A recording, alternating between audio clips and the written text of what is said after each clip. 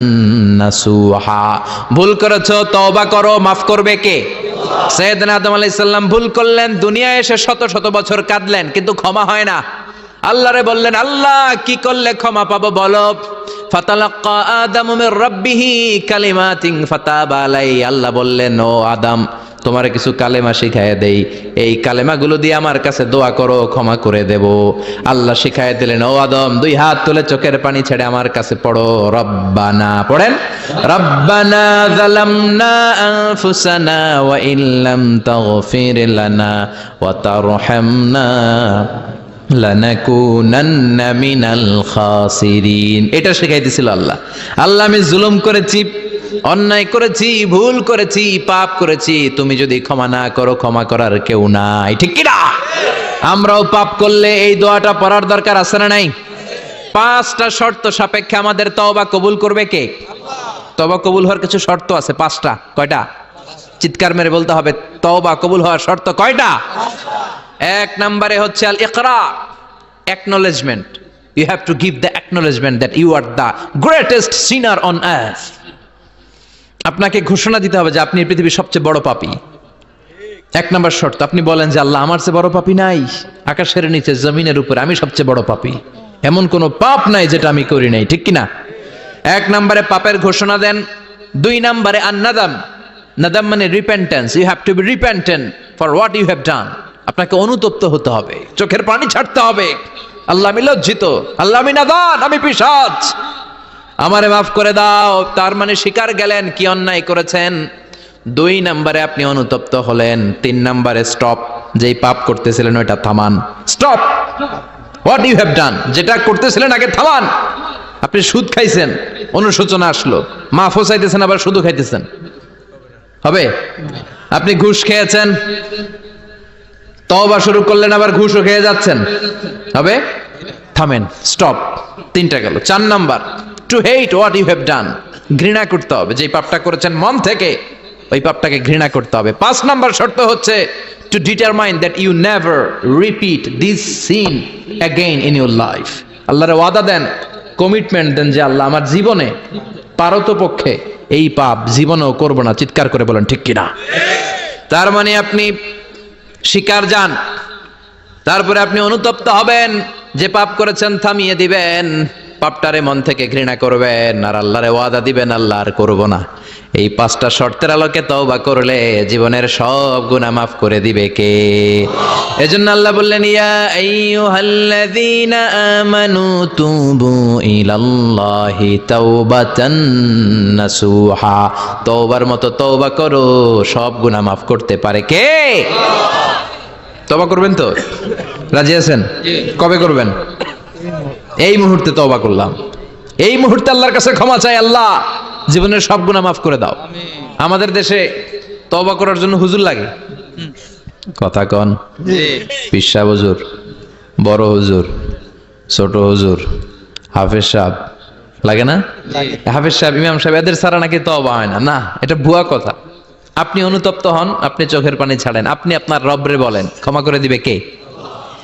ইমাম সাহেব আসতে হবে, শর্ত না। পীর সাহেব হুজুর এসে হুজুরের হাতে হাত রেখে তওবা পড়তে হবে, শর্ত না। আপনার রবরে ডেকে চোখের পানি ছেড়ে ক্ষমা চান, ক্ষমা করবে কে? আর প্রতিদিন শতবার পড়তে থাকবেন আস্তাগফিরুল্লাহ। আওয়াজ করে সবাই পড়েন আস্তাগফিরুল্লাহ, আর জোরে পড়েন আস্তাগফিরুল্লাহ। বিশ্বনবী বলেন, মান লাজিমাল ইস্তিগফার জাআলাল্লাহু লাহু মিন কুল্লি দিকিন মাখরাজা। সব সময় ইস্তেগফারের সাথে যে লেগে থাকবে, রব্বুল আলামিন তারে 5টা জিনিস দিবে। কয়টা? কথা কন, আরো জোরে সবাই বলেন, কয়টা? নাম্বার 1, জাআলাল্লাহু লাহু মিন কুল্লি দিকিন মাখরাজা। বিপদে পড়লে বিপদ থেকে উদ্ধার করবে কে? আমাদের তো কোনো বিপদ নাই না? আছে। কত বিপদ, হ্যাঁ? রাস্তাঘাটে দুর্ঘটনা হতে পারে, যে কোনো সময় ভূমিকম্পে পড়তে পারি, বজ্রপাত পড়তে পারে না, ঠেড়া পয়রা মানুষ নাই, আছে না নাই? এই বিপদ আপদ থেকে আপনারা রক্ষা করবে কে? যদি আপনি ইস্তেগফারের সাথে আঠার মতো লেগে থাকেন। কিসের সাথে? কথা বলেন। ইস্তেগফারের সাথে লেগে থাকতে পারলে 1 নাম্বার হচ্ছে বিপদে পড়লে আপনারে মুক্ত করে দিবে কে? 2 নাম্বার, ওয়ামিন কুল্লি হাম্মিন ফারাজা, যে কোনো ধরনের টেনশন, হাইপার টেনশন থেকে বাঁচায় দিবে কে? আমাদের তো টেনশন মেনশন নাই না? আছে। লাইফ নিয়ে টেনশন, বাঁচার টেনশন, মরার টেনশন, ক্যারিয়ারের টেনশন, রাস্তাঘাটে যানজট এটার টেনশন, পুলিশের দৌড়ানি, র্যাবের দৌড়ানি, বাড়ির ভাড়া, গ্যাস বিল, বিদ্যুৎ বিল, ছেলে মেয়েদের লেখাপড়া, কত টেনশন। এই সব টেনশন থেকে আপনারে মুক্ত করে দিবে কে? 3 নম্বরে ওয়ারযুকহু মিন হাইসু লা ইয়াহতাসিব, এমন জায়গা থেকে আল্লাহ আপনার রিজিকের ব্যবস্থা করবে আপনি কল্পনাই করতে পারবেন না। সুবহানাল্লাহ পড়েন। 4 নম্বরে সবসময় ইস্তেগফার যদি পড়া হয় আল্লাহর কোনো আযাব ওই বান্দার উপরে আসে না। ওমা কানাল্লাহু মুআযযিবাহুম ওয়া হুম ইস্তাগফিরুন।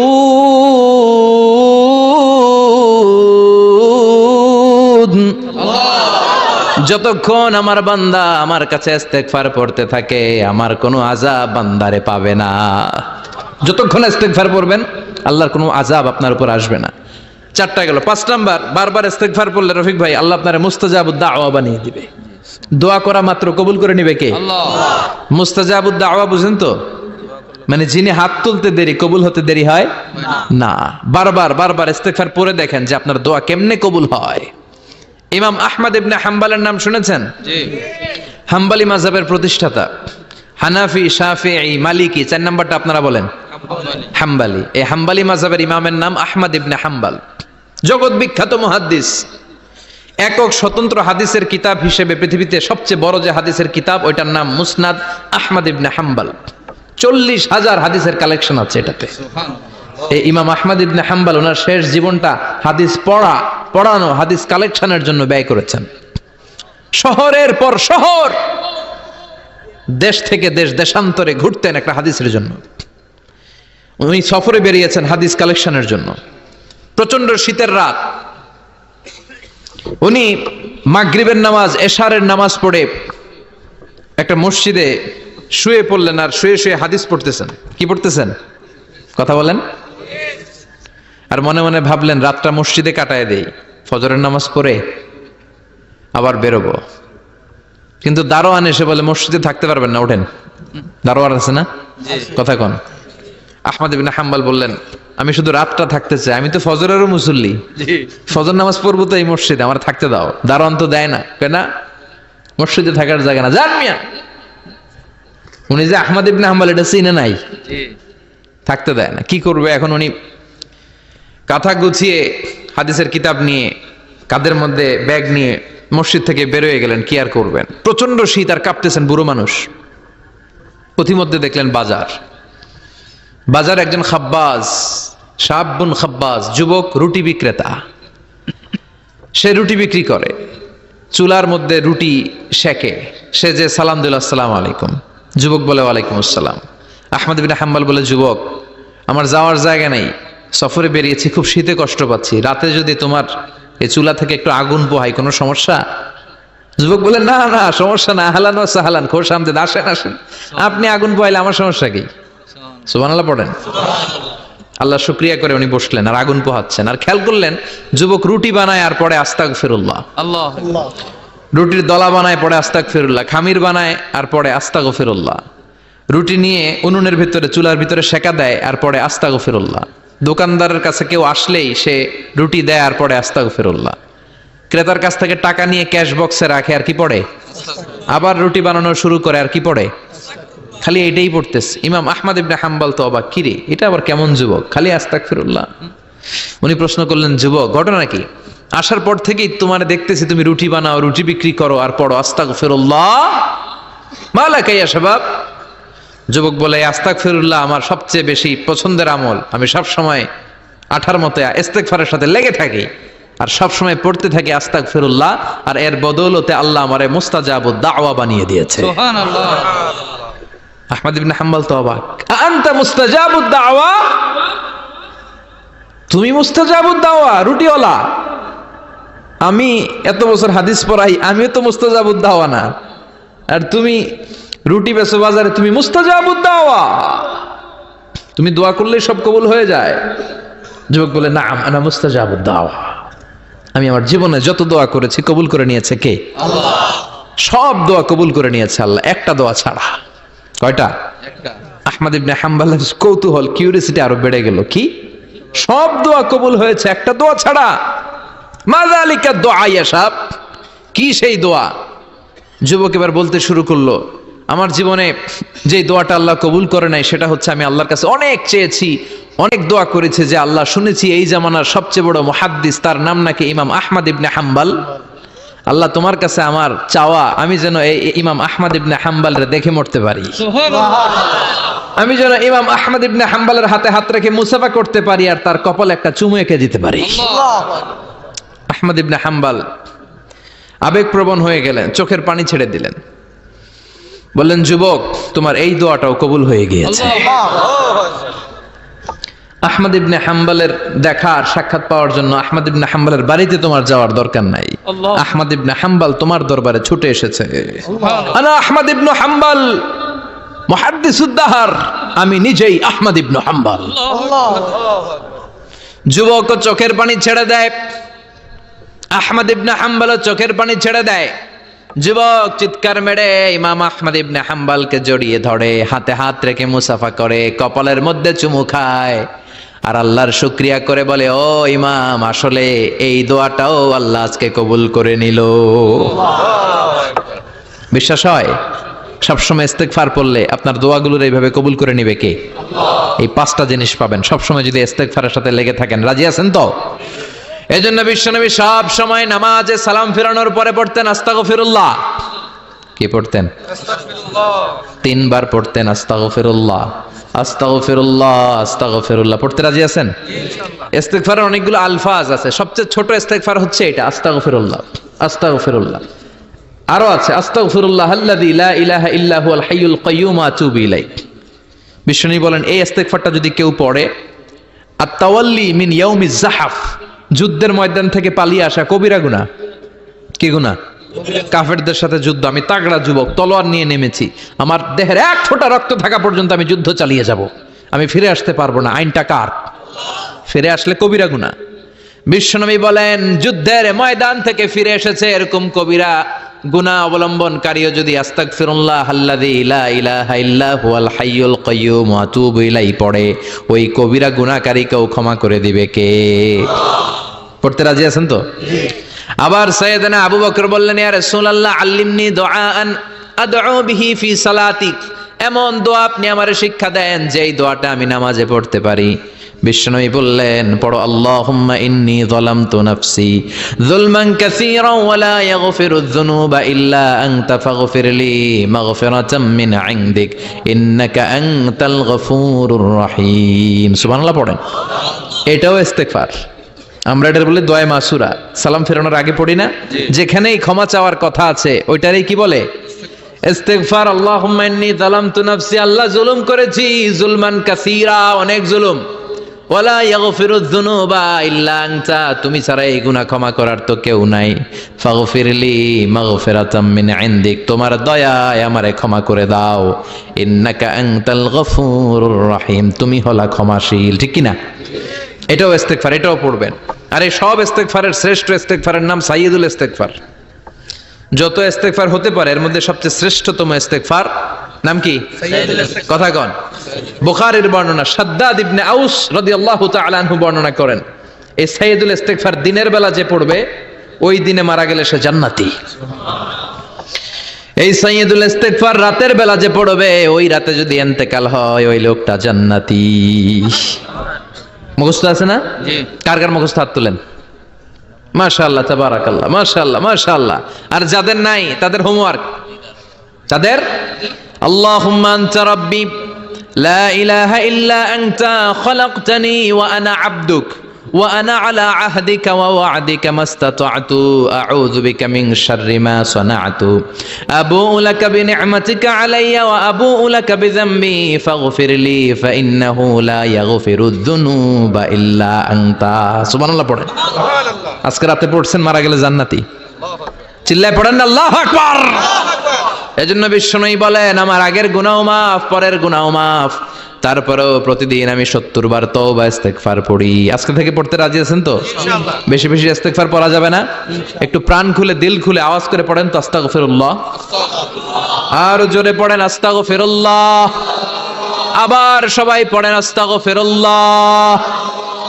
সব সময় তওবা ইস্তেগফার যারা পড়ে তাদেরকে পছন্দ করে কে? আল্লাহ। সব সময় জিকির করে করে জিহ্বাটারে যারা ভিজিয়ে রাখে তাদেরকেও পছন্দ করে কে?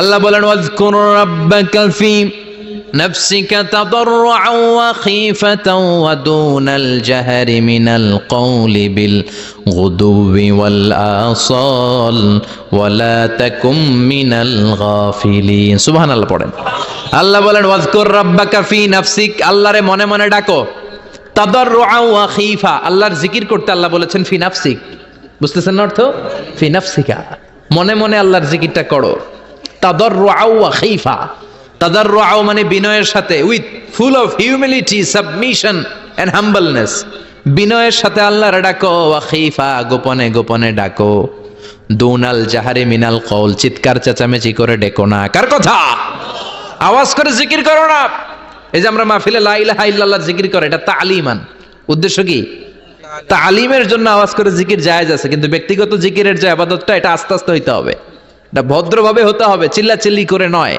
আবার তালিমের জিকির ওইটাও ভদ্রভাবে ইন্নাল্লাহা জামিল ইউহিব্বুল জামাল আমার আল্লাহ সুন্দর আমার আল্লাহর জিকিরের মধ্যেও সৌন্দর্য আছে না নাই কিন্তু এদেশে জিকিরের ভেতরে লাফালাফি আছে না নাই বেশি না কম কি বসেন বসেন হ্যাঁ বসে যান তো অনেক ধরনের আছে জিকির হ্যাঁ বসেন বসেন বসে যান হ্যাঁ হাইবার আলী এটা কি আবার জালালি তো এই যে ইন্নাল্লাহা জামিল ইউহিব্বুল জামাল আমার আল্লাহ সুন্দর আমার আল্লাহর জিকিরের মধ্যেও সৌন্দর্য আছে না নাই তালিমের উদ্দেশ্যে সবাই মিলে জিকির করা যায় কিন্তু চিল্লাফাল্লা করা যাবে না লাফালাফি করা যাবে না মাথা ডানে বায়ে ঝোলানো যাবে না ঠিক কি না কিন্তু লাফালাফির জিকির আছে না নাই লাফাইতে লাফাইতে হ্যাঁ গাছের আগায় বাঁশের আগায় আবার যিনি জিকির পরিচালনা করে ওনার কান্দে যাই ওঠে আছে না নাই বিশ্বনবী সাহাবাদের নিয়ে জিকির করছেন সাহাবারা লাফাতে লাফাতে খেজুর গাছের আগায় হাদিসে আছে না এটা বিশ্বনবী সাহাবাদেরকে নিয়ে জিকির করছেন লাফাতে লাফাতে আবু বকর বিশ্বনবীর কান্দের উপরে আছে হাদিসে আছে এটা জিকির নয় কি সুন্দর দেখেন ইসলাম বোঝা কত সহজ ওয়াজকুর রাব্বাকা ফি নাফসিকা তাদাররুআ ওয়া খীফা গোপনে জিকির করো ভদ্রতার সাথে বিনয়ের সাথে জিকির করো ওয়ালা তাকুম মিনাল গাফিলিন দুনাল জাহারি মিনাল কওল চিৎকার চেঁচামেচি করে জিকির করো না যারা চিকফাল দিয়ে হই হই হই হই করে আছে না হই হই হই হই হই হইয়ের ভিতরে আল্লাহর নাম আছে হ্যাঁ এই যে হুই হাই এই স্টাইলের যে জিকির এটার ভিতরে আমার আল্লাহর নাম আছে আল্লাহর নাম যদি না থাকে ওইটা জিকির হবে কথা বলেন বিষ্ণু বললেন খবরদার চিৎকার চেঁচামেচি করে লাফালাফি করে যারা জিকির করে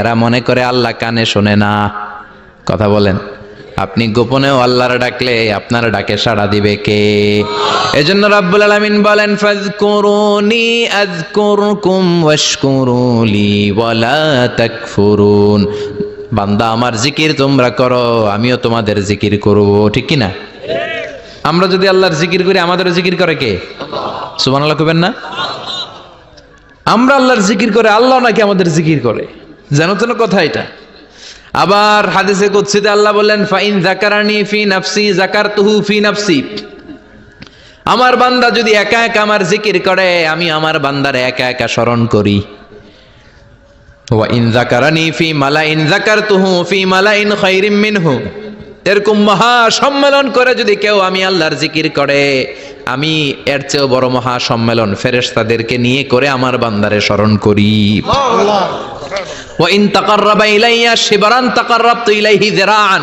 আমার বান্দা যদি আমার দিকে এক বিঘত আসতে চায় আমি আমার বান্দার দিকে এক হাত এগিয়ে যাই আমার বান্দা যদি আমার দিকে এক হাত আসতে চায় আমি আমার বান্দার দিকে দুই হাত যাই ওয়া ইন আতানি ইয়ামশি আতাইতুহু হারওয়ালা আমার বান্দা যদি আমার দিকে হেঁটে হেঁটে আসতে চায় আমি আমার বান্দার দিকে দৌড়ে দৌড়ে যাই সুবহানাল্লাহ পড়েন এজন্য বিশ্বনবী বলেন লা ইয়াজালু লিসানুকা রাতবাম মিন যিকরিল্লাহ আল্লাহর জিকির দিয়ে জিহ্বাটারে ভিজিয়ে রাখবা কার কথা চিল্লায় বলেন কার কথা সবসময় আল্লাহর জিকির করতে রাজি আছেন তো? সবচেয়ে শ্রেষ্ঠ জিকির বিশ্বনবী বললেন আফদালুয যিকরি লা ইলাহা লা ইলাহা লা ইলাহা ইল্লাল্লাহু মুহাম্মাদুর রাসূলুল্লাহ সাল্লাল্লাহু। সবচাইতে শ্রেষ্ঠ জিকির লা ইলাহা, এর চেয়ে শ্রেষ্ঠ জিকির আছে? কথা বলেন। বিশ্বনবী বললেন মান ক্বালা লা ইলাহা ইল্লাল্লাহ সিদকান মিন কলবিহি, একনিষ্ঠতার সাথে অন্তর থেকে কেউ যদি জীবনে একবার বলে লা ইলাহা ইল্লাল্লাহ দাখালাল জান্নাহ, তার যদি পাপ থাকে, অন্যায় থাকে, ওই পাপ আর অন্যায়ের শাস্তিগুলার পরে কোনো না কোনো দিন আমার ওই বান্দা জান্নাতে ঢুকবে। একবার যদি খালিসান মিন কলবিহি সে পড়ে লা ইলাহা ইল্লাল্লাহ, তার জন্য জান্নাতকে অবধারিত করে দিয়েছে কে? আবার এটার নাম আল্লাহ দিয়েছে কালিমায়ে, কথা বলেন, দরাবাল্লাহু মাসালান কালিমাতান তাইয়িবাতান কাশাজারাতিন তাইয়িবাতিন আসলুহা সাবিতুন ওয়া ফারউহা ফিস সামা। সুবহানাল্লাহ। পবিত্র বাণী এটা কালিমায়ে তাইয়িবা। আবু সাঈদ আল খুদরি থেকে বর্ণিত, মুস্তাদরাকে হাকিম আর সহিহ ইবনে হিব্বানে এসেছে, বিশ্বনবী বলেন মুসা আলাইহিস সালাম আল্লাহর একবার প্রশ্ন করলেন, ইয়া রব আল্লিমনি দুআন আদউ বিহি, আপনি আমার এমন একটা জিকির শিক্ষা দেন যেই জিকির দিয়ে আমি শুধু আপনার জিকির করব, কেউ এই জিকির করতে পারবে না। এই জিকির জানবো শুধু আমি আর জানবেন আল্লাহ। কথা কোন? প্রশ্ন করছে কে? হ্যাঁ, কাকে করেছে? আল্লাহ এমন একটা জিকির শিখান যেই জিকির কেউ জানে না, আমি জানবো, আর ওই জিকির দিয়ে প্রাণ ভরে আপনারে ডাকবো। আল্লাহ বললেন মুসা পড়ো লা ইলাহা লা ইলাহা ইল্লাল্লাহু মুহাম্মাদুর রাসূলুল্লাহ। মুসা আলাইহিস সালাম বললেন আল্লাহ চাইলাম কি, কইলেন কি? লা ইলাহা তো জাতীয় জিকির, এটা তো আন্তর্জাতিক জিকির, এটা জানে না এমন কেউ নাই, এমনকি হিন্দু ভাইরাও জানে। কথা কন। আল্লাহ আমি তো চাইছিলাম এক্সক্লুসিভ, আমার জন্য স্পেশাল, এর চেয়ে সুন্দর আর কেউ জানবে না, এত সুন্দর একটা জিকির আপনি দিবেন, এটা আমি ডাকবো আপনারে আর আপনি শুনবেন। আল্লাহ বললেন মুসা এর চেয়ে দামি আমার কাছে নাই। লাউ তাদউ লা ইলাহা ইল্লাল্লাহ ফি কাফা, লা ইলাহা রে যদি মুসা এক পাল্লায় রেখে দাও, ওয়াস সামাওয়াতু সাবউ ওয়াল আরদিন, সাত আকাশ সাত জমিন যদি আরেক পাল্লায় রেখে দাও, লা ইলাহা এক পাল্লায়, সাত আকাশ সাত জমিন আরেক পাল্লায় ওজন যদি দাও, লা রাজাহাত কাফাতু লা ইলাহা ইল্লাল্লাহ, মুসা দেখবা মুহূর্তের মধ্যে লা ইলাহা ইল্লাল্লাহর পাল্লা ভারী হয়ে গেছে। সাত আকাশ সাত জমিন এক পাল্লায়, শুধু লা ইলাহা ইল্লাল্লাহ আরেক পাল্লায়, মুহূর্তে লা ইলাহার পাল্লাটারে ভারী করে দিবে কে? এটা বিপ্লবী বাণী। আমরা এটার ভিক্ষার মধ্যে লাগাইছি। এখন ভিক্ষা করার সময় লা ইলাহা আছে না নাই? একটা টাকা দিয়া যান আমি গরিব ইনসান, আখিরাতে সওয়াব পাইবেন পাহাড় সমান। একটা টাকা দিয়া যান আমি গরিব ইনসান, আছে না নাই? জুমার নামাজের সময় ভিক্ষা করে একটা টাকা দিয়া যান আর লা ইলাহার জিকির লগে, আছে না নাই? এটা আমরা ভিক্ষার জিকির বানাইছি, এটা তো বিপ্লবী বাণী। এই বাণীর পক্ষে যারা, তারা ন্যায় আর সত্যের পক্ষে চিল্লায় বলেন ঠিক কিনা? এই বাণীতে যারা বিশ্বাস করে তারা এক আল্লাহর সামনে মাথা নত করে দেয়, গোটা পৃথিবীর কোন শক্তির সামনে ওই মাথা নত হয় না, ঠিক কিনা? এই লা ইলাহা যারা আমরা মানি, আল্লাহ ছাড়া কারো সামনে মাথা নত করব? কোন শক্তি আমাদের মাথা নত করাতে পারে? এটা বিপ্লবী বাণী, এটা সংগ্রামী বাণী। এই বাণী এমন বিপ্লব তৈরি করে গোটা বিশ্ব পাল্টে দেয়। এই লা ইলাহার ব্যাখ্যা করেছেন সাইয়্যিদ কুতুব শাহীদ তার তাফসিরে। নাম শুনছেন? জি। কি নাম তাফসিরের? ফি জিলালিল কোরআন। ফি জিলালিল কোরআন লিখে উনি মিশর কাঁপিয়ে দিলেন। তিনি গোটা বিশ্বের জাহালাতকে তার তাফসিরের লেখনের মধ্য দিয়ে তুলে এনেছেন। আর বলেছেন আল্লাহর আইন ছাড়া পৃথিবীর বুকে কোনো আইন চলবে না। তার তাফসির পরে মিশরের সব যুবকরা রাস্তায় নেমে এলো। আন্দোলনের চোটে পুরো মিশরে উত্তাল গণ আন্দোলন। ইনিল হুকমু ইল্লা লিল্লাহ, আল্লাহর জমিনে আল্লাহর আইন ছাড়া কিছু চলবে না। পুরো মিশর টালমাটাল, সরকার টালমাটাল। সরকার প্রধান ছিল জামাল আব্দুল নাসের, কয়টারে জেলে ভর, কথা কন। হকের কথা বললে জেলখানা আছে না নাই? সৈয়দ কুতুব শহীদের জেলখানায় ভরা হলো। ওনারে জেলখানায় ভরার পরে আন্দোলন আরো 3 গুণ বেড়ে গেল। কায়রোর রাস্তায়, মিশরের রাস্তায় রাস্তায় ইসলাম প্রেমিক, কোরআন প্রেমিক যুবকদের আন্দোলন। পুরো আন্দোলনে মিশর কেঁপে উঠল। মিশর ব্যাপী আন্দোলনের গণজোয়ার। সরকারের অবস্থা খারাপ। সরকার এবার ঘোষণা দিল সৈয়দ কুতুব শহীদ মিশরের যুবকদেরকে আন্দোলনে ঠেলে দেওয়ার কারণে তাকে মৃত্যুদণ্ড দেয়া হলো। ফাঁসি। যুগে যুগে কোরআনের পক্ষে যারা, এদের কাছে ফাঁসির রশি আছে না নাই? কিন্তু এই ফাঁসির রশিকে তারা থোড়াই কেয়ার করে চিল্লায় বলেন ঠিক কিনা? ফাঁসি। সৈয়দ কুতুব শহীদের ফাঁসির রায় দেয়া হলো। আদালত থেকে ফাঁসির রায় বহাল রাখা হলো। যেদিন ফাঁসি দেওয়া হবে তার 1 ঘন্টা আগের ঘটনা। কারা কর্তৃপক্ষের নিয়ম অনুযায়ী, জেল কোডের নিয়ম অনুযায়ী জেলখানার যিনি ইমাম আছে না, উনি 1 ঘন্টা আগে আইসা এই কালিমা পড়ায়। যারা ফাঁসি দেওয়া হবে এর পড়ায় লা ইলাহা মুহাম্মাদুর।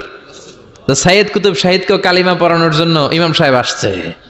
ফাঁসির বাকি কয় ঘন্টা, এসে বলে সৈয়দ কুতুব শহীদ আপনি পড়েন লা ইলাহা ইল্লাল্লাহ। সৈয়দ কুতুব শহীদ বলে আমারে তুই কালিমা শিখাইস না, আমি কালেমা খুব ভালো জানি। যেই কালেমা পড়ানোর কারণে সরকার তোরে বেতন দেয়, ওই কালিমার ব্যাখ্যা করার কারণে সরকার আজকে আমারে ফাঁসি দেয়। তুই কালিমা পড়াস, তোরে টাকার বান্ডিল দেয়, আমি কালিমার ব্যাখ্যা করার কারণে ফাঁসির মঞ্চে দাঁড়াই। চিল্লায় বলেন ঠিক কি না? তার মানে তোর কালিমা আমার কালিমা এক কালিমা না। এই 2 কালিমার মধ্যে পার্থক্য আছে না নাই? তোর ইমানি চেতনা আমার ইমানি চেতনা এক ইমানি চেতনা নয়। তোরে টাকা দেয়, আমারে ফাঁসি দেয়, তার মানে 2 চেতনা আলাদা। চিল্লায় বলো ঠিক কিনা? এজন্য আল্লাহ ডেকে বললেন গোলাম এটা বিপ্লবী বাণী। এই কালেমার আন্দোলন যারা করে তারা আল্লাহ ছাড়া পৃথিবীর কাউরে ভয় পায় না। আর তারা চায় কালেমার পতাকা পৃথিবীর মধ্যে যেন পথ করে উড়ে। ঠিক কিনা? বাংলার জমিনে কালেমার পতাকা উড়ুক আমরা চাই কি চাই না? কোনো একদিন এ দেশের আকাশে কালিমার পতাকা উড়বে, সেদিন সবাই খোদাই বিধান পে দুঃখ বেদনা ভুলবে। কোনো একদিন এ দেশের আকাশে কালিমার পতাকা উড়বে, সেদিন সবাই খোদাই বিধান পে দুঃখ বেদনা ভুলবে। চিৎকার করে বলেন ঠিক কিনা? এই কালেমার সমাজ যদি হয়, ওই সমাজে কেউ লাঞ্ছিত হবে না, ওই সমাজে কোনো নারী নিগৃহীতা হবে না, ওই সমাজের কোনো কাজের মেয়েরা ধর্ষিত হবে না, ওই সমাজে দুর্নীতি থাকবে না, ঘুষ থাকবে না, চাঁদাবাজি থাকবে না, টেন্ডারবাজি থাকবে না। সমাজটারে শান্তি দিয়ে সমৃদ্ধ করে দিবে কে? এজন্য সব সময় জিকির করতে হবে একজনের। চিল্লায় বলেন তিনি কে? শ্রেষ্ঠ জিকির হচ্ছে লা ইলাহা ইল্লাল্লাহ। করতে রাজি আছেন? সব সময় জিকিরটা করতে রাজি আছেন? Every night and every day, every night and every day, never forget to say la ilaha illallah. Never forget to say la ilaha illallah. পড়েন every night and every day, every night and every day, never forget to say la ilaha illallah. Never forget to say la ilaha illallah. Never forget to say la ilaha illallah. When you're walking down the street, use your time and repeat and say in every heartbeat la ilaha illallah. When you're walking down the street, use your time and repeat and say in every heartbeat La ilaha illallah. Every night and every day, every night and every day, never forget to say La ilaha illallah. চিল্লায় বলেন ঠিক কিনা? দিনে রাতে যে কোনো মুহূর্তে আমাদের জিহ্বার মধ্যে থাকবে কি? কথা বলেন, জিহ্বায় থাকবে কি? এজন্য বিশ্বনবী বললেন আফদালুয যিকরি লা ইলাহা ইল্লাল্লাহ, আল্লাহর কাছে সবচাইতে প্রিয় জিকির হলো লা ইলাহা ইল্লাল্লাহ। আবার বিশ্বনবী বললেন আহাব্বুল কালামে ইলাল্লাহি আরবাআ, আল্লাহর কাছে সবচাইতে প্রিয় কথা হলো চারটা। কয়টা? সুবহানাল্লাহ, আলহামদুলিল্লাহ, লা ইলাহা ইল্লাল্লাহ। সুবহানাল্লাহ,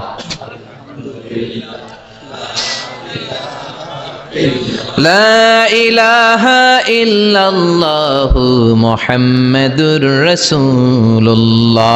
সুবহানাল্লাহ পড়েন। চারটা কথা আল্লাহর কাছে সবচেয়ে প্রিয়। একটা হচ্ছে সুবহানাল্লাহ, আর একটা হচ্ছে আলহামদুলিল্লাহ, আর একটা হচ্ছে লা ইলাহা ইল্লাল্লাহ, আর একটা হচ্ছে আল্লাহু আকবার। এই যে শুরুতে তিনটা তাকবীর দিছি, এই তাকবীরটা আল্লাহর প্রিয় কথা যে চারটা, এই চারটার মধ্যে একটা আছে না নাই? আওয়াজ করে পড়েন আল্লাহু আকবার। সবচেয়ে প্রিয় আল্লাহর কাছে এই চারটা কথা। লা ইয়াদুররুকা বিআইয়িহিন্না বাদাতা, বিশ্বনবী বললেন এই চারটার যেটা দিয়ে শুরু করতে মন চায় করো, কোনো সমস্যা নাই। সুবহানাল্লাহ পড়েন। এজন্য ফরজ নামাজের পরে এই তাসবিহগুলো পড়বেন। আব্দুল্লাহ ইবনে আমর ইবনে উলাস তিনি বর্ণনা করেন, আমি বিশ্বনবীকে আঙ্গুলের গিরা দিয়ে এই তাসবিহগুলো পড়তে দেখেছি। রাআইতুন নাবিয়্যা সাল্লাল্লাহু আলাইহি ওয়াসাল্লাম ইয়াকিদু তাসবিহা বিয়ামিনি, আমি বিশ্বনবীর ডান হাতের আঙ্গুলের গিরায় তাসবিহগুলোকে পড়তে দেখেছি। পড়তে রাজি আছেন? ডান হাত তোলেন, এই আঙ্গুলের করের মধ্যে এইভাবে রাখেন, এইভাবে রেখে নামাজের পরেই সুবহানাল্লাহ আলহামদুলিল্লাহ পড়তে রাজি আছেন? সুবহানাল্লাহ 33 বার, আলহামদুলিল্লাহ 33 বার, আল্লাহু আকবার 33 বার পড়তে রাজি আছেন সবাই? আল্লাহ তুমি কবুল করো। ফরজ সালাতের পরে আমরা মুনাজাত দেওয়ার জন্য পাগল হয়ে যাই। আসসালামু আলাইকুম ওয়া রাহমাতুল্লাহ, আসসালামু আলাইকুম ওয়া রাহমাতুল্লাহ, আমিন ইয়া আরহামার রাহিমিন। আছে না নাই? আছে। চান্দলাই মনে হয় নাই? আছে। কিন্তু বিশ্বনবী সালাম ফিরানোর পরে সর্বপ্রথম যে আওয়াজটা করতেন সেটা হচ্ছে আল্লাহু আকবার। এরপর 3 বার পড়তেন আস্তাগফিরুল্লাহ, আস্তাগফিরুল্লাহ, আস্তাগফিরুল্লাহ। এরপর আয়াতুল কুরসি একবার। কয়বার? মান ক্বারা আয়াতুল কুরসি দুবুরা কুল্লি সালাতিন মাকতুবা লাম ইয়ামনাহু মিন দুখুলিল জান্নাতি ইল্লাল মাউত। প্রত্যেক ফরজ সালাতের পরে যে একবার আয়াতুল কুরসি পড়ে তার জান্নাতে ঢোকার ক্ষেত্রে আর কোনো বাধা থাকে না, একটা জিনিস ছাড়া, সেটা হচ্ছে মরণ। লোকটা মরে না তাই জান্নাতে যায় না, মরলেই জান্নাতি। আল্লাহু আকবার। এরপরে 33 বার সুবহানাল্লাহ, 33 বার আলহামদুলিল্লাহ, 33 বার আল্লাহু আকবার। সব শেষে মিলাবেন লা ইলাহা ইল্লাল্লাহ ওয়াহদাহু লা শারীকা লা লাহুল মুলকু ওয়া লাহুল হামদু ওয়া হুয়া আলা কুল্লি শাইইন কাদির। এরপরে পড়তেন আল্লাহুম্মা আনতাস সালাম ওয়া মিনকাস সালাম তাবারাকতা ইয়া যাল জালালি ওয়াল ইকরাম। এরপরে পড়তেন আল্লাহুম্মা লা মানিআ লিমা আ'তাইতা ওয়া লা মু'তিয়া লিমা মানা'তা ওয়া লা ইয়ানফা'ু যাল জাদ্দি মিনকাল জাদ। এরপরে পড়তেন আল্লাহুম্মা ইন্না নাসআলুকাল হুদা ওয়াত তুকা ওয়াল আফাফা ওয়াল গিনা। এরপরে পড়তেন আল্লাহুম্মা আ'ইন্না আলা যিকরিকা ওয়া শুকরিকা ওয়া হুসনি ইবাদাতিক। সুবহানাল্লাহ পড়েন। কত তাসবিহ, কত দোয়া। আবার ফজরের সময় পড়তেন আল্লাহুম্মা বিকা আসবাহনা ওয়া বিকা আমসাইনা ওয়া বিকা নাহইয়া ওয়া বিকা নামুতু ওয়া ইলাইকান নুশুর। সুবহানাল্লাহ পড়েন। এগুলো পড়ে না? আল্লাহুম্মা আমিন ইয়া আরহামার রাহিমিন। কত বড় ডাকাত। ফরজ সালাতের পরে তাসবিহগুলো পড়বেন। কথা বলেন, পড়তে রাজি আছেন সবাই? আর তাসবিহ শেষ হলে দোয়া করেন, সমস্যা নাই। দোয়া করতে হবে কার কাছে? বিশ্বনবী বললেন আর দোয়া মুখুল ইবাদা, দোয়া হলো ইবাদতের নির্যাস। যার দোয়া নাই ওর কিচ্ছু নাই। দোয়া করেন নাই তো নামাজে কাজ হবে না, দোয়া করেন নাই রোজায় কাজ হবে না। কথা কন। আর দোয়া মুখুল ইবাদা, দোয়া হচ্ছে ইবাদতের নির্যাস। আবার তিরমিজির বর্ণনায় বললেন আর দোয়া হুয়াল ইবাদা, দোয়াটাই নাকি ইবাদত। দোয়াটা ইটসেলফ এইটাই ইবাদত। নামাজ যেমনি ইবাদত, রোজা যেমনি ইবাদত, হাত তুলে যে দোয়া করলেন এইটাও ইবাদত। সুবহানাল্লাহ পড়েন। এটা মুমিনের ওয়েপন, সিলাহুল মুমিন। সাপ্লিকেশন, দোয়ার ইংরেজিতে বলে সাপ্লিকেশন। সাপ্লিকেশন is the weapon of believers. এটা বিশ্বাসীদের অস্ত্র। সবকিছুর কারামতি যেখানে শেষ, দোয়ার কারামতি ওইখানে। এরকম অনেক শুনবেন ক্যান্সারে আক্রান্ত, দুরারোগ্য ব্যাধি, বাংলাদেশের চিকিৎসা শেষ, ইন্ডিয়া গেছে, কয় বাঁচবো 3 মাস, কয় মাস, এরপরে 7 বছর বাইসা ছিল। কেমনে বাঁচলো? কেমনে? দোয়া। দোয়ার পাওয়ার আছে না নাই? তবে দোয়াটা দোয়ার মতো হতে হবে। সিনসিয়ার দোয়া ইজ লাইক এ মিসাইল। একনিষ্ঠ দোয়া এটা মিসাইলের মতো। মিসাইল হামলা করলে ইঞ্চি ইঞ্চি যেখানে মিসাইল বোমাটা পড়ার কথা ঠিক ওখানে পড়বে। ড্রোন হামলা করলে ঠিক ওখানে, ব্যালিস্টিক ক্ষেপণাস্ত্র নিক্ষেপ করলে লক্ষ্য বস্তু যেমনি ভিত করে, তেমনি দোয়ার মতো দোয়া করলে মুহূর্তেই দোয়া কবুল হয়ে যায়। আমরা দোয়ার মতো দোয়া করতে জানি না, কেমন করে দোয়া করতে হয় আমাদের জানা নাই, এজন্য দোয়াও কবুল হয় না। চিল্লায় কোন ঠিক কিনা? কিন্তু আল্লাহ ওয়াদা দিয়েছেন, উজিবু দাওয়াতাদ দাঈ ইযা, আমার বান্দা দোয়া করলে আমি দোয়া কবুল করি, আমার বান্দা চাওয়া মাত্রই আমি কবুল করে নেই। সুবহানাল্লাহ পড়েন। যত দোয়া আপনি করেছেন সব কবুল, সব, অল অফ ইউর দোয়াজ আর অ্যাকসেপ্টেড, সব কবুল হয়েছে আল্লাহর কসম। অনেকে বলবে হুজুর এটা আবার কি কইলেন, এতক্ষণ তো ভালোই কইতেছিলেন, সব দোয়া আবার কবুল হয় কেমনে? আমি তো জীবনে কত কিছু চাইলাম, কত কিছুই তো পাই নাই। আছে না এরকম? অনেকে অনেক পেরেশান, আফসোস করে হুজুর চাইলাম আল্লাহ দিল না। 4টা মাইয়া, এবার কাবা ধইরা চাই আইছি পোলার কথা, এটাও হইছে মাইয়া। আছে না নাই? 5টা ছেলে হইছে, মেয়ের জন্য বুকটা হাহাকার। হজে যে আরাফাতের ময়দানে চেয়ে আসলাম, এইবারও হইছে আর একটা পোলা। আছে না নাই? কত কিছু চাইলাম, পাইলাম না হুজুর, দিল না আল্লাহ। বলে না? আপনার সব দোয়া কবুল, তবে কবুল হওয়ার 3টা সিস্টেম আছে। কয়টা? 3টা। চান্দুল্লাহর ভাইয়েরা মনে থাকবে? কয়টা? 3টা। আপনি যত দোয়া করছেন সব কবুল, কারণ আল্লাহর কাছে কিছু চাইলে আল্লাহ ফিরায় দিতে জানে না। আল্লাহ জানেই না কেমনে ফিরায় দিতে হয়। সুবহানাল্লাহ কোন? চাওয়া মাত্রই আল্লাহ বলে অ্যাকসেপ্টেড, যা কবুল, দিব, দিব না এটা বলতে জানে না, চাওয়া মাত্রই বলে দিব। 3 সিস্টেম। নাম্বার 1, আপনি আল্লাহর কাছে দোয়া করলেন, চাইলেন, আল্লাহ বলে দিব, বলেই তিনি দিয়ে দেন আর আপনি খুশি হয়ে যান, পেয়ে গেলেন।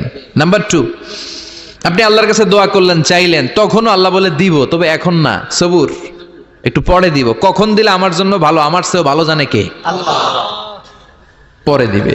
নাম্বার 3, চাইলেন, দোয়া করলেন, আল্লাহ তখনও বলে দেব, তবে এখনো না, পরেও না, কিয়ামতের দিন যেদিন বিপদে পড়বে ওই দিন দেব। যেদিন তোর বাবা তোরে চিনবে না, তোর মা তোরে চিনবে না, বন্ধু বন্ধুরে চিনবে না, পীর সাহেব মুরিদরে চিনবে না, মুরিদ পীর সাহেবরে চিনবে না, ইমাম সাহেব মুসল্লিরে চিনবে না, মুসল্লি ইমাম সাহেবরে চিনবে না, কেউ কাউরে চিনবে না। ওই কঠিন দিনে তোরে আমি বাঁচাইয়া দেব। তাইলে দোয়া যা করছেন ছোটবেলা থেকে আজকে পর্যন্ত, লস হয়েছে না লাভ? লস না লাভ? এজন্য বেশি বেশি দোয়া করার দরকার আছে না নাই? জীবনে যদি কোনো নেক আমল থাকে, ওই নেক আমল দিয়ে যদি আল্লাহর কাছে দোয়া করেন, দোয়া কবুল করে নিবে কে? তবে নেক আমলটা হইতে হবে শুধুমাত্র আল্লাহর সন্তুষ্টির জন্য। প্রত্যেকের জীবনেই কিছু আমল আছে যেটা লোক দেখানো করে, আছে না নাই? আবার কিছু আমল আছে আল্লাহরে খুশি করার জন্য করে, আছে না নাই? কথা বুঝতে পেরেছেন? রাত্রিবেলা যাচ্ছেন, কেউ নাই, রাস্তায় হঠাৎ দেখলেন মসজিদ, পাশে লেখা বড় করে দান বাক্স, পকেট থেকে কচকচে 1000 টাকার নোটটা ওইখানে ঢেলে দিলেন দান বাক্সের ভিতরে। কেউ দেখে নাই, দেখছে কে? আল্লাহ। এটা পৃথিবীর কাউরে দেখানোর জন্য দিছিলেন? এই দানটা আল্লাহর কাছে প্রিয়। গোপন দান আল্লাহর রাগকে কমিয়ে দেয়। সুবহানাল্লাহ বলেন। আল্লাকা সিররুন ইনদাল্লাহ বাইনাকা আনতা ওয়া বাইনাল্লাহ, আল্লাকা সাদাকাতুন তাখফা লা ইয়ালামুহা ইল্লাল্লাহ, আল্লাকা সিররুন ইনদাল্লাহ বাইনাকা আনতা ওয়া বাইনাল্লাহ, আল্লাকা সাদাকাতুন তাখফা লা ইয়ালামুহা ইল্লাল্লাহ। সুবহানাল্লাহ বলেন। আল্লাকা সিররুন ইনদাল্লাহ, তোমার আর তোমার রবের মাঝে এমন কোন গোপন জিনিস আছে নাকি যেটা আল্লাহ ছাড়া কেউ জানে না? তোমার কোনোদিন কোনো গোপন দান আছে নাকি যেটা আল্লাহ ছাড়া কেউ দেখেনি? ওই দানটা আল্লাহর কাছে প্রিয়। চিল্লায় বলেন ঠিক কি না? এরকম কোন গোপন আমল দিয়ে যদি আপনি আল্লাহর কাছে ওসিলা করে দোয়া করেন, আল্লাহ ওই কঠিন বিপদের দিনে এই আমলটা করছিলাম শুধু তোমারে দেখানোর জন্য, এর ওসিলায় বাঁচাও, বাঁচাবে কে? আল্লাহ। বুখারীতে একটা হাদিস আছে, সালাসাতুন ফিল গার, বনি ইসরায়েলের 3 লোক সফরে বেরিয়েছে, মরুভূমির সফর, মাঝখানে তুফান, কই যাবে, কই বাঁচবে, দৌড়াদৌড়ি শুরু। দৌড়াতে দৌড়াতে এক পাহাড়ের গুহার ভেতরে আশ্রয় নিয়েছে। গুহা চিনেন তো? পাহাড়ের গুহা। আশ্রয় নেয়ার সাথে সাথেই বৃষ্টির পানির ঝাপটায় পাহাড়ের উপর থেকে বিশাল এক পাথর খণ্ড এসে পাহাড়ের গুহার মুখটা বন্ধ করে দিয়েছে। বন্ধ, অন্ধকার। এরা পড়ছে বিপদে, হায় হায়, বাঁচার জন্য ঢুকলাম, এখন দিই মরণ। ঢুকছিল কি জন্য? এখন মরণ। বিশাল পাথরের খণ্ড এসে গুহার রাস্তাটা বন্ধ করে দিয়েছে। 3 জন গায়ে যত শক্তি ছিল ধাক্কায়ও পাথর সরাইতে পারে না। হায় হায়, অক্সিজেন ভিতরে যা আছে আধা ঘন্টা শেষ হয়ে যাবে। কি করে বাঁচবো? বাঁচার উপায় নাই। চিল্লা ফাল্লা শুরু হয়ে গেল, কান্নাকাটি শুরু। একজন বলে, তোমাদের জীবনে কার কি নেক আমল আছে, যেই নেক আমলটা আল্লাহর ভয়ে করছিল ওইটার ওসিলা দিয়ে দোয়া করে দেখো কিছু হয় কিনা। সুবহানাল্লাহ কোন। এটাই উপায়। একজন হাঁটু গেড়ে চোখের পানি ছাড়া শুরু করছে আর দোয়া শুরু করছে, আল্লাহ আল্লাহুম্মা কানাত লি আবাওয়ান শাইখান কাবীরান।